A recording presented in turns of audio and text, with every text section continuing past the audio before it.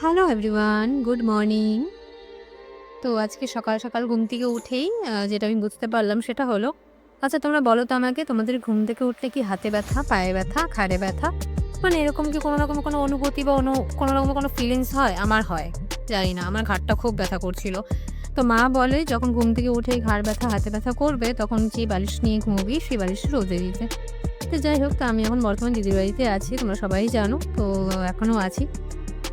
তো সকালবেলা ঘুম থেকে উঠেই আমি যেটা করলাম সেটা হলো আমার বিছানাটা তুলে নিলাম। তুলেই আমি আজকে চলে যাব স্নানে। তো অ্যালার্মটা দিয়েছিলাম আমি ভোর ৫:৩০ নাগাদ। ভেবেছিলাম যে উইন্টার তো চলে এসেছে আর উইন্টারের সবথেকে ভালো পার্ট হলো সেই সকালবেলা ভোরবেলা শিশির পড়াটা দেখা। তো ভেবেছিলাম যে উইন্টার চলে এসেছে যখন আর এখানে একটু শিশির পড়ে, একটু না ভালো পড়ে। কিন্তু আজকাল খুব একটা পড়ছে বলে আমার মনে হয় না। তো তারপরে আমি ভেবেছিলাম যে একটু দেখবো, একটু ভিডিও করব, কিন্তু সেটা আর হয়ে উঠল না। কারণ আমি কুম্ভকর্ণ। আমার ঘুম থেকে উঠতেই খুব কষ্ট হয়। তো যার জন্য সেই জিনিসটা আমি আর দেখতে পারলাম না। কি আর করা যাবে? চলো, কোনো ব্যাপার না। তো ৯:৩০ দিকে আমি উঠেছিলাম। তো তারপরে আরকি উঠেই বিছানা তুলে তারপর চলে গেলাম ডিরেক্টলি স্নানে। তো ঘুম থেকে উঠেই আমাকে আগে স্নান করতে হয়। কারণ স্নান ছাড়া আমার মনে হয় যে না, এটা না করলে কোনোভাবেই পসিবল না আমার সারাটা দিন কাটানো।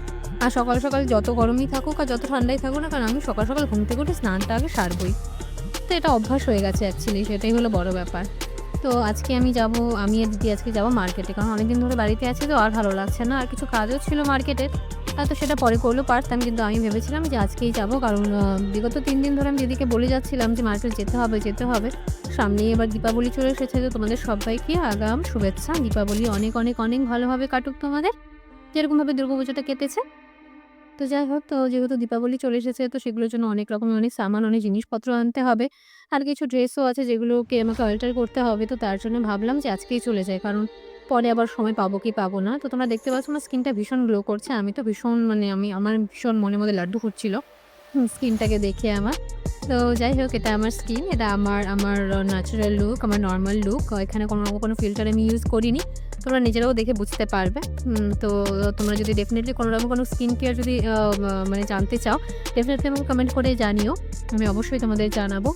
তো আমি কি ময়েশ্চারাইজার ইউজ করেছি সেটাও অবশ্যই আমি তোমাদেরকে জানাবো। এটা ভীষণ ভালো একটা ময়েশ্চারাইজার। তো এটা সব স্কিনেই যায়। উম তো আমার একটু ড্রাই অ্যান্ড কম্বিনেশন স্কিন।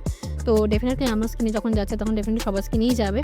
আমি যা মনে করেছি আরকি। তো এটা দিদি ইউজ করে, আমি ইউজ করি, প্রিয়াদি সবাই ইউজ করে। তো যাই হোক, তো তোমাদের যদি অবশ্যই ভালো লাগে দেন অবশ্যই আমাকে জানিও। আমি অবশ্যই তোমাদের জানাবো। তো তারপর আরকি তো সকালবেলা একটু খাওয়া-দাওয়া করে তারপরে আমি আর দিদি চলে গেলাম। তো মার্কেটের উদ্দেশ্যে আজকে কিছু জিনিস আমাদের কিনতে হবে, আনতে হবে আর কিছু জিনিস আমাদেরকে দিতে হবে অল্টারের জন্য। তো দীপাবলিতে কী পরবো না পরবো এভরিথিং তোমাদেরকে আমি সবকিছু দেখাবো, সবকিছু আমি তোমাদের জানাবো। তো আমি আর দিদি যাচ্ছিলাম আর ওয়েদারটা অনেকটা মোটামুটি ভালোই ছিল। যেহেতু বিকেলবেলার দিকে যাচ্ছিলাম ৩:৩০ নাগাদ। তো তারপর আরকি তো আমি আর দিদি যখন যাচ্ছিলাম তখন দিদি বলছিল যে, "তুই ভিডিও করছিস, আমি তো ভিডিও নিচ্ছি কিন্তু সেরকম একটা ভালো হচ্ছে না।" তা বললাম, "কোনো ব্যাপার না। তুই যেরকম পারবি সেরকমই নিয়ে নে।" তো আমার ভিডিও যদি তোমাদের ভালো লাগে অবশ্যই লাইক, শেয়ার, সাবস্ক্রাইব করতে কিন্তু একদমই ভুলো না। আর অবশ্যই কমেন্ট করো কেমন লাগছে না লাগছে। তো আজ আসি। বাই।